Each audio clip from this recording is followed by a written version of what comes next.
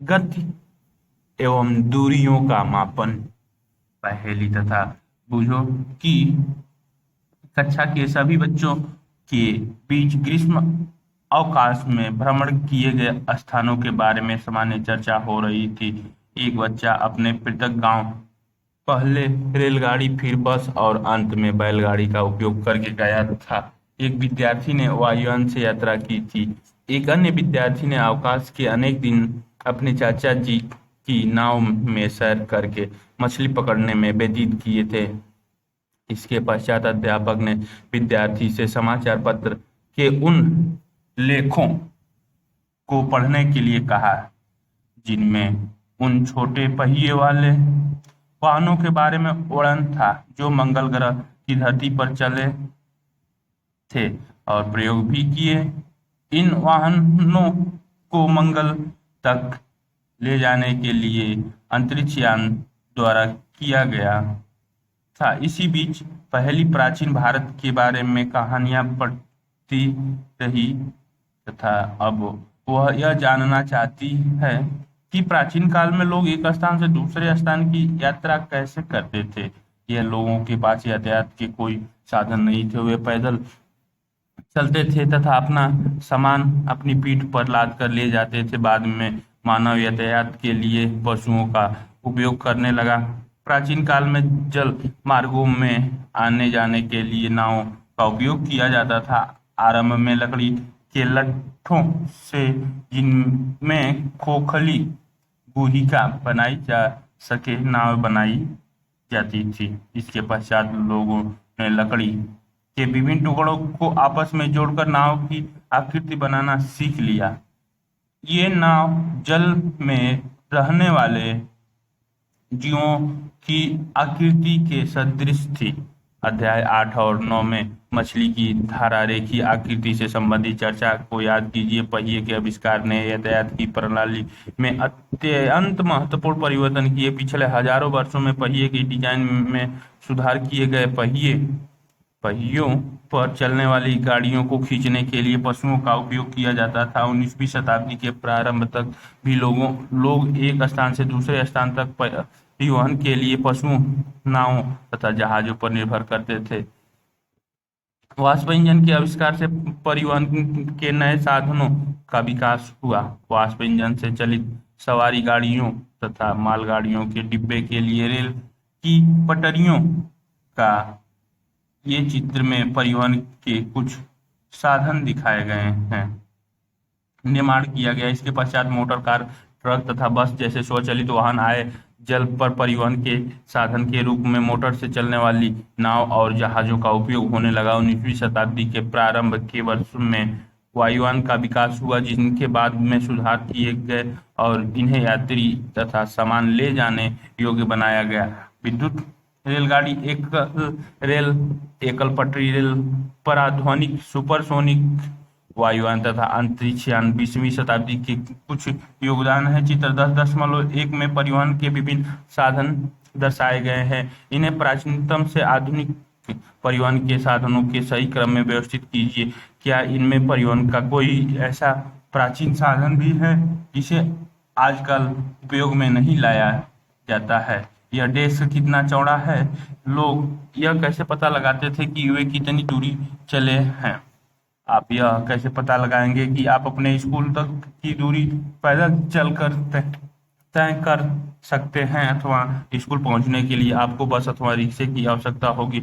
जब आपको कुछ खरीदना होता है तब क्या आपके लिए बाजार तक पैदल जाना संभव होता है? आप इन प्रश्नों के उत्तर कैसे जानेंगे? कोई स्थान कितना दूर है यह प्रायः जानना महत्वपूर्ण होता है, ताकि हम यह अनुमान लगा सके कि वहां पहुंचने के लिए हम कैसे जाएंगे। पैदल चलकर, बस से, रेलगाड़ी से, पानी के जहाज से, वायुयान से अथवा कोई अंतरिक्ष यान लेना होगा। कभी कभी ऐसी वस्तुएं भी होती हैं जिनकी लंबाई अथवा चौड़ाई जानने की हमें आवश्यकता होती है।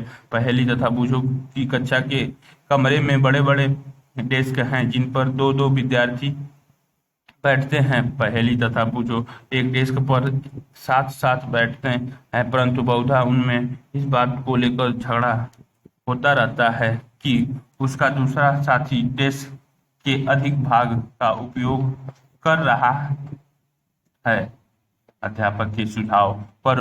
उन्होंने डेस्क की लंबाई मापने का निश्चय किया। डेस्क के ठीक मध्य में एक चिन्ह बनाए तथा डेस्क को दो बराबर भागों में बांटने के लिए एक रेखा खींची।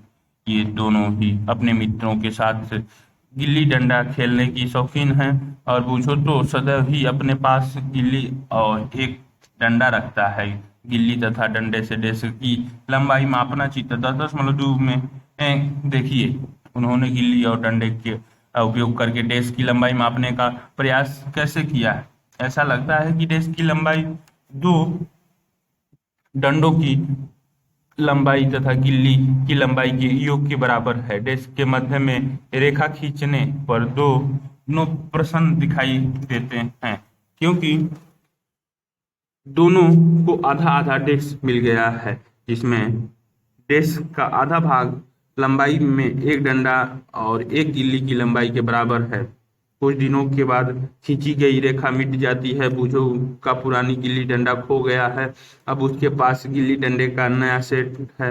अब देखिए कि वे गिल्ली डंडे के नए सेट का उपयोग करके डेस्क की लंबाई किस प्रकार मापते देते हैं। चित्र 10.3 गिल्ली डंडे के किसी भिन्न सेट से डेस्क की लंबाई मापना। हेलो, जब जब डेस्क की लंबाई गिल्ली डंडे के नए सेट की से मापी गई तब डेस्क की लंबाई ऐसे प्रतीत हुई जैसे यह लगभग दो डंडे तथा एक गिल्ली की लंबाई के बराबर हो, परंतु फिर भी डेस्क का कुछ भाग बच जाता है। यह तो एक गिल्ली की लंबाई से कम है। अब क्या करें?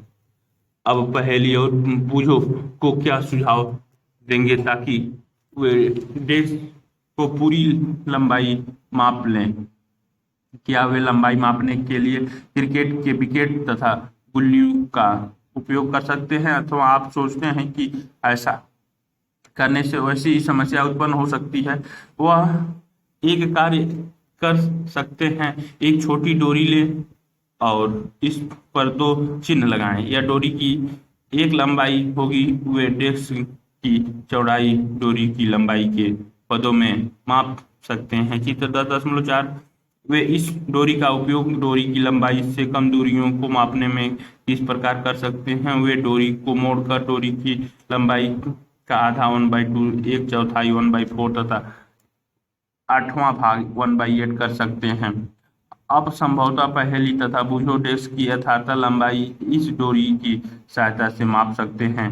आप यह भी कह सकते हैं कि इन्हें अपने ज्यामिति बॉक्स के पैमाने का उपयोग करके अपनी समस्या हल करनी चाहिए। हाँ, वास्तव में ऐसा किया जा सकता है। बूझो ने यह पढ़ा है कि जब ऐसे मानक पैमाने नहीं थे तब लोग दूरियां कैसे मापते थे तथा वह स्वयं भी भिन्न भिन्न ढंगों से दूरियां मापने का प्रयास कर चुके हैं। डोरी की लंबाई से डेस्क की लंबाई का मापना चित्र 10.4 में किया गया है। ऐसे अनेक अवसर आते हैं जब हमें लंबाई अथवा दूरी मापने की आवश्यकता होती है।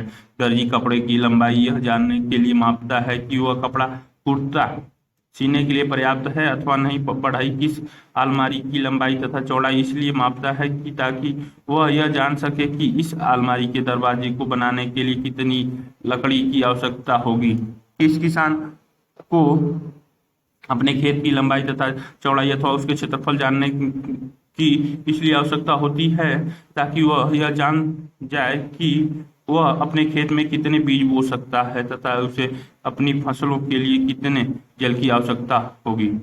यदि आपसे पूछा जाए कि आपकी लंबाई कितनी है, तब आप एक ऐसी सरल रेखा की लंबाई बताएंगे जो आपके सिर से आपके पैर की एड़ी तक की रेखीय लंबाई के बराबर है। यह कमरा कितना लंबा है, यह डेस्क कितना चौड़ा है, दिल्ली लखनऊ से कितनी दूर है, पृथ्वी से चंद्रमा कितनी दूर है। इन सभी प्रश्नों में एक बात समान है, ये सभी दो स्थानों के बीच की दूरी से समस्थान मेज के दोनों किनारों की तरह आसपास हो सकते हैं। इसके विपरीत दो स्थानों जम्मू और कन्याकुमारी की तरह एक दूसरे से बहुत दूर भी हो सकते हैं। आइए अब हम कुछ मापन यह जानने के लिए करते हैं कि जब हम दूरियां अथवा लंबाई मापते हैं तो हमें सही रूप में क्या करना आवश्यक होता है। कुछ मापन क्रियाकलाप एक। आप इस क्रियाकलाप को समूह में एक एक करके कीजिए। अपने पैर की लंबाई को लंबाई का एक मात्रक मानकर अपनी कक्षा के कमरे की लंबाई तथा चौड़ाई मापिए। इन्हें मापते समय यह संभव है कि आपको यह पता चले कि कुछ भाग मापने से बच गया है तथा यह भाग आपके पैर की लंबाई से छोटा है। पहले ही की भांति अपने पैर के भाग की लंबाई मापने के लिए किसी डोरी का उपयोग कीजिए। आपने परीक्षणों को सारणीता 0.1 में लिखिए। कक्षा की लंबाई और चौड़ाई मापने विद्यार्थी का नाम, कक्षा के कमरे की लंबाई, कक्षा के कमरे की चौड़ाई। क्रियाकलाप 2, समूह में कार्य कीजिए। आप में प्रत्येक अपने बालिश को मानकर कि अपनी कक्षा के कमरे में रखी मेज तथा डेस्क की चौड़ाई माप सकते हैं। चित्र 10.5 में मेज की चौड़ाई को बालिश से मापना। मापन के लिए यहाँ भी आप यह पाते हैं कि आपको अपनी एक बालिश के बराबर लंबी डोरी तथा इस डोरी की लंबाई के अंश भागों की आवश्यकता होती है। अपने परीक्षण को सारणीता 10.2 में लिखिए। हम देखते हैं कि मापन का अर्थ किसी अज्ञात राशि को उसी प्रकार के कुछ ज्ञात राशि से तुलना करना है। इसे ज्ञात निश्चित राशि को मात्रक कहते हैं। किसी माप के परिणाम को दो भागों में व्यक्त किया जाता है। एक भाग संख्या, दूसरा भाग ली गई माप का मात्रक होता है। सारणीता 10.2 में मेज की चौड़ाई मापना। मेज किसने मापी? बालिशों की संख्या है। उदाहरण के लिए क्रियाकलाप 1 में यदि कक्षा के कमरे की लंबाई आपके 12 पैरों की लंबाई के बराबर है तो 12 एक संख्या तथा पैरों की लंबाई एक मात्रक है जिसे मापने के लिए चुना गया है। अब सारणी 10.1 तथा 10.2 में अंकित सभी मापों का अध्ययन कीजिए। क्या प्रत्येक पैर द्वारा मापी गई कमरे की लंबाई के ये सभी माप बराबर हैं? क्या सभी के द्वारा अपनी अपनी बालिशों से मापी गई मेज की चौड़ाई की माप बराबर है? शायद ये परिणाम भिन्न भिन्न हो सकते हैं क्योंकि आपकी बालिशों लंबाई में आपके मित्रों की बालिशों से भिन्न हो सकती हैं। इसी प्रकार सभी विद्यार्थियों के पैरों की लंबाई में भी कुछ अंतर हो सकता है। इसीलिए जब आप अपने बालिशों या पैरों की लंबाई को मात्रक की भांति उपयोग करके किए गए माप को किन्हीं अन्य व्यक्तियों को बताते हैं तो वे यह नहीं समझ पाते कि यह लंबाई वास्तव में कितनी है, क्योंकि वास्तविक लंबाई जानने के लिए बालिशों अथवा पैरों की लंबाई जानना आवश्यक है। अतः हम देखते हैं कि हमें मापने के कुछ ऐसे मात्रों की आवश्यकता है जो सभी व्यक्तियों के लिए समान हो। मापन के मानक मात्रक प्राचीन काल में पैरों की लंबाई, उंगली की चौड़ाई तथा एक कदम की दूरी, इन सभी मापकों के मात्रक के रूप में सामान्य उपयोग होता था। हड़प्पा सभ्यता के लोगों ने अवश्य ही लंबाई के बहुत अच्छे मापन का उपयोग किया होगा, क्योंकि यह खुदाई से प्राप्त परिशुद्ध ज्यामितीय रचनाओं को देखने से प्रमाणित होता है। कोहनी से उंगली की छोर तक की लंबाई, जिसे हाथ कहते हैं, लंबाई के मात्रक के रूप में प्राचीन मिस्र में उपयोग किया जाता था, जिसे संसार के अन्य भागों में भी मान्यता प्राप्त थी। संसार के विभिन्न भागों में लोग लंबाई के मात्रक के रूप में फुट का उपयोग करते थे। अलग अलग क्षेत्रों में फुट की लंबाई थोड़ी भिन्न थी। लोग 1 गज कपड़ा थैली बांह के सिरे से अपने ठोड़ी तक मापते थे। रोमवासी अपने पग अथवा कदमों से लंबाई मापते थे। प्राचीन भारत में छोटी लंबाइयों को मापने के लिए उंगली अथवा मुट्ठी का उपयोग किया जाता था। आज भी भारत के कई शहरों में यह पुष्प विक्रेताओं को पुष्पहार को बेचते समय अपनी भुजाओं का उपयोग लंबाई के मात्रक के रूप में करते हुए देख सकते हैं। सुविधा अनुसार शरीर के ऐसे बहुत से भागों का मात्रकों के रूप में उपयोग होता रहा है। तथापि प्रत्येक व्यक्ति के शरीर की मापों में थोड़ी भिन्नता हो सकती है। शायद इसी कारण भी मापने में उलझन आई होगी। वर्ष 1790 में फ्रांसीसियों ने मापन की एक मानक प्रणाली प्रणाली की रचना की, जिसे मीटरी पद्धति कहते हैं। एक समानता के लिए समस्त संसार के वैज्ञानिकों ने मापन के मानक मात्रकों के एक सेट को स्वीकार कर लिया। आजकल इस मात्रक प्रणाली का उपयोग हो रहा है। इसे अंतर्राष्ट्रीय मात्रक प्रणाली एसआई मात्रक कहते हैं। लंबाई का एसआई मात्रक मीटर होता है। मीटर पैमाना चित्र में दिखाए गए हैं। मीटर पैमाना तथा 15 सेंटीमीटर पैमाने गया है। चित्र 10.6 में मीटर पैमाना दिखाया गया है। इसमें आपके ज्यामिति बॉक्स में 15 सेंटीमीटर पैमाने भी दिखाई गई है। प्रत्येक मीटर यम 100 बराबर भागों में विभाजित किया जाता है, जिन्हें सेंटीमीटर कहते हैं। 1 सेंटीमीटर के 10 बराबर भाग होते हैं, जिन्हें मिलीमीटर कहते हैं। 1 मीटर बराबर 100 सेंटीमीटर, 1 सेंटीमीटर बराबर 10 mm।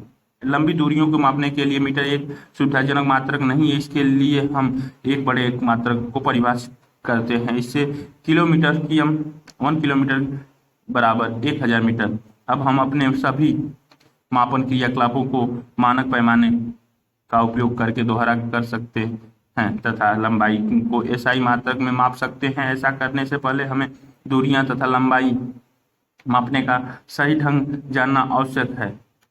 लंबाई का यथार्थ परिशुद्ध माप अपने दैनिक जीवन में हम विविध प्रकार के मापक युक्तियों का उपयोग करते हैं। लंबाई मापने के लिए हम मीटर पैमाने का उपयोग करते हैं। दर्जी मापक फीते का उपयोग करता है, जबकि कपड़े के व्यापारी मीटर छड़ काम में लाते हैं। किसी वस्तु की लंबाई मापने के लिए आपके किसी उपयुक्त युक्ति का चयन करना चाहिए। उदाहरण के लिए किसी वृक्ष का घेर अथवा अपने सीने वक्ष की माप के लिए आप मीटर पैमाने का उपयोग नहीं कर सकते। ऐसी मापों के लिए मापक फीता अधिक सुविधाजनक होता है।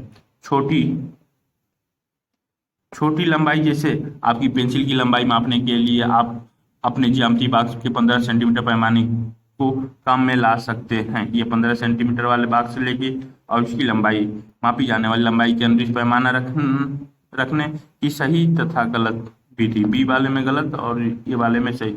लंबाई मापते समय हमें निम्नलिखित सावधानियां बरतने की आवश्यकता होती है। चित्र 10.7 में दिखाए अनुसार पैमाने को वस्तु के संपर्क में इसकी लंबाई के अनुदिश रखिए। कुछ पैमानों के सिर टूटे हो सकते हैं। आप इन पैमानों के शून्यांक स्पष्ट नहीं देख सकेंगे।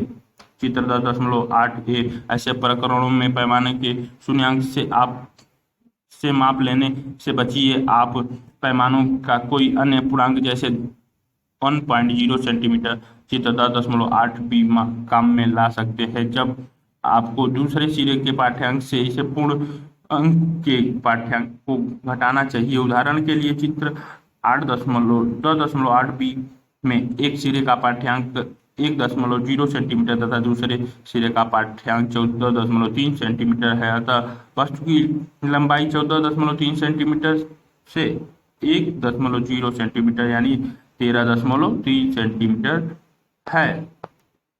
13.3 सेंटीमीटर ए वाले में देखिए नापा है, बी वाले में टूटे।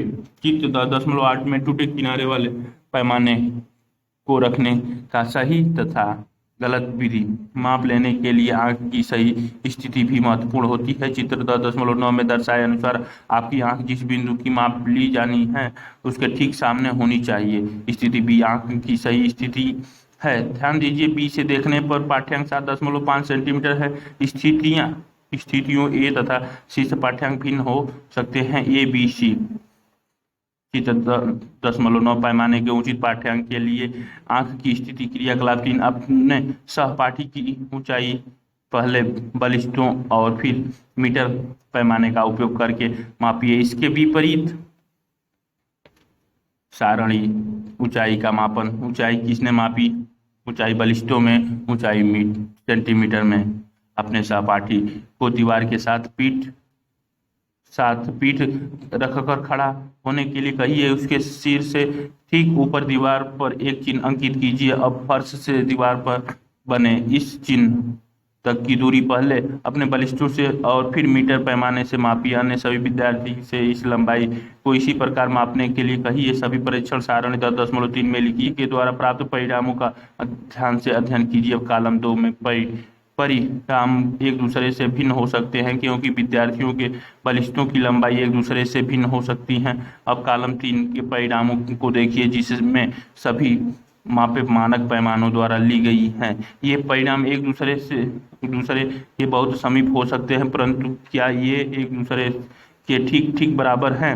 यदि नहीं तो आपके विचार से यह अंतर क्यों है? आखिरी सभी एक ही पैमाने का उपयोग कर रहे हैं, भिन्न भिन्न बलिष्ठों का उपयोग तो कर नहीं रहे हैं। यह अंतर परीक्षण लेने में होने वाली छोटी त्रुटियों के कारण हो सकता है।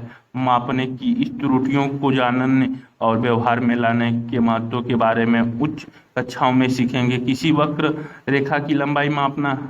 हम किस वक्र रेखा की लंबाई सीधे ही मीटर पैमाने का उपयोग करके नहीं माप सकते। वक्र रेखा की लंबाई मापने के लिए हमें धागे का उपयोग कर सकते हैं। धागे का उपयोग करने के लिए क्रियाकलाप 4, वक्र रेखा ए बी चित्र 10.1 की लंबाई मापने के लिए किसी धागे का उपयोग कीजिए। धागे के एक सिरे पर गांठ बांधिए। इस गांठ को बिंदु ए पर रखिए। अब धागे को अपनी उंगली तथा अंगूठे द्वारा तना हुआ रखकर इसके छोटे भाग को रेखा के अनुदिश रखिए। इस बिंदु पर अपने एक हाथ से धागे को थामिए, अपने दूसरे हाथ से धागे के और थोड़े भाग को वक्र रेखा के अनुदिश फैलाइए।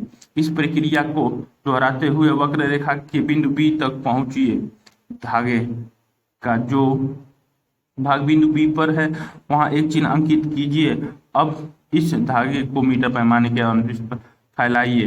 धागे के आरंभ में बंधी गांठ तथा इस पर बने अंतिम चिन्ह के बीच की लंबाई मापिए। यह माप वक्र रेखा ए बी की लंबाई ए से धागे की सहायता से किसी वक्र रेखा की लंबाई मापना। हमने देखा कि यह सुनिश्चित करने के लिए कि हम दूरियों तथा लंबाइयों की यथार्थ माप ले रहे हैं, हमें बहुत सी सावधानियां बरतनी पड़ती है।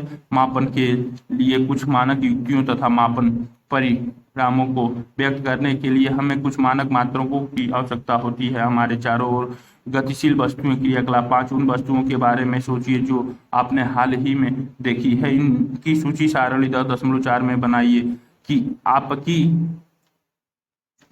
विराम और गतिशील वस्तुएं। विराम में वस्तु गतिशील घर, एक उड़ती चिड़िया, मेज, घड़ी से सेकंड की सुई और घड़ी। सूची में स्कूल का बस्ता, मच्छर, मेज, कुर्सियों पर बैठे व्यक्ति, इधर उधर जाते लोग आदि हो सकते हैं। इसके अतिरिक्त तितलियां, कुत्ते, गाय, आपका हाथ, छोटा बच्चा, जल में मछली, घर, फैक्ट्री, पत्थर, घोड़ा, गेंद, बल्ला, चलती रेलगाड़ी, सिलाई मशीन, दीवार, घड़ी, घड़ी की सुइयां भी हो सकती हैं। आप जितनी लंबी सूची बना सकते हो बनाइए। इनमें से कौन गतिशील है और कौन विराम में है? आपने यह कैसे सुनिश्चित किया कि कोई वस्तु गति में है अथवा विराम में? आपने यह देखा होगा कि चिड़िया कुछ समय के पश्चात पहले वाले स्थान पर दिखाई नहीं देती जबकि मेज उसी स्थान पर है। इस आधार पर आपने यह सुनिश्चित किया होगा कि कोई वस्तु गति में है अथवा विराम में। आइए हम किसी चींटी की गति को ध्यान से देखते हैं। क्रियाकलाप 6, कोई ऐसा स्थान चुनिए जहां चींटियां हों। इस स्थानों के निकट कागज की एक बड़ी शीट फैलाकर इस पर कुछ चीनी रखिए। चींटियां इस चीनी की ओर आकर्षित होगी तथा आप शीघ्र ही इससे कागज की शीट पर बहुत सी चींटियों को रेंगते हुए देखेंगे। किसी एक चींटी के लिए जब वह कागज की शीट पर तुरंत रेंग चुकी हो, पेंसिल से उसकी स्थिति के निकट छोटे छोटे चिन्ह अंकित कीजिए। चित्र 10.11 जैसे जैसे यह चींटी ट्रेवल करती है, देखिए किसी चींटी की गति कागज पर रेंगती जाए, आप उसकी स्थिति पर चिन्ह अंकित करते जाइए।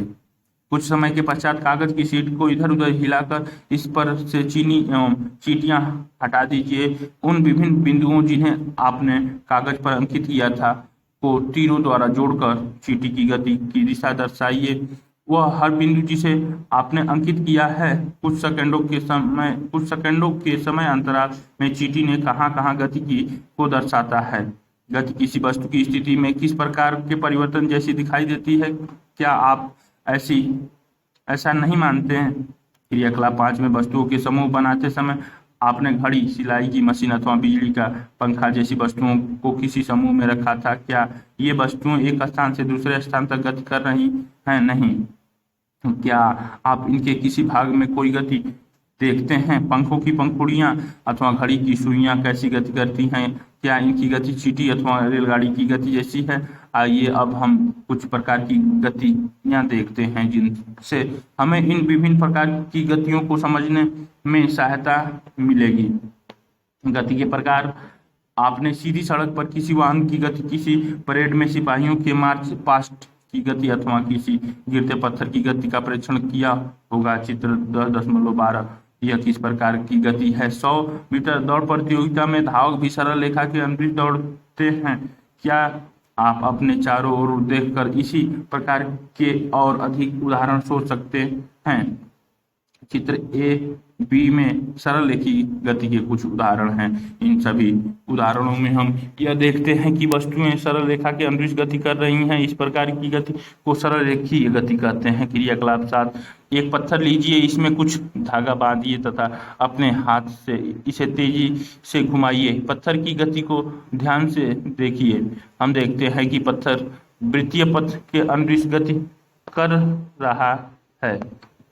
वृत्तीय पथ के अनुदिश गति कर रहा है, जैसा है वर्तुकुलत गति करते हुए वस्तुएं। पंखा भी वृत्तीय गति करता है और मुर्गा भी वृत्तीय गति। इस गति को पत्थर की आपके हाथ से दूर सामने रहती है। इस प्रकार की गति को वर्तुल गति करते हैं। बिजली के पंखे की पंखुड़ियों पर अंकित किसी चिन्ह की गति, किसी घड़ी के सेकंड की सुई की गति वर्तुल गति के उदाहरण है। चित्र 10.3 में बिजली का पंखा अथवा घड़ी स्वयं एक स्थान से दूसरे स्थान तक गति नहीं कर रहे हैं, परंतु पंखे की पंखुड़ियां घूर्णन करती हैं तथा ऐसा ही घड़ी की सुइयां भी करती हैं। यदि हम पंखे की पंखुड़ियां अथवा घड़ी की सुइयों पर कहीं किसी प्रकार का कोई चिन्ह अंकित कर दें तो घूर्णन करते समय भी पंखे अथवा घड़ी के केंद्र से इसी चिन्ह की दूरी समान रहेगी। कुछ प्रकरण में कोई वस्तु एक निश्चित समय बूझो यह निश्चित नहीं कर पा रहा है कि जब हम पत्थर को तेजी से घुमाते हैं तब वह यह क्यों कहते हैं कि पत्थर को हाथ से दूर की समान रहती है। क्या आप बूझों को यह समझाने में सहायता कर सकते हैं? याद रखिए, पत्थर डोरी से बंधा हुआ है। अंतराल के बाद अपनी गति को दोहराती है। इस प्रकार की गति को आवर्ती गति कहते हैं। डोरी से बंधा हुआ वही पत्थर लीजिए जिसे आपने क्रियाकलाप 7 में उपयोग किया था। अब डोरी को अपने हाथ में थामिए तथा पत्थर को डोरी से लटकाने दीजिए। यह एक लोलक है। दूसरे हाथ से पत्थर को एक तरफ खींचिए और फिर स्वतंत्र गति करने के लिए छोड़ दीजिए।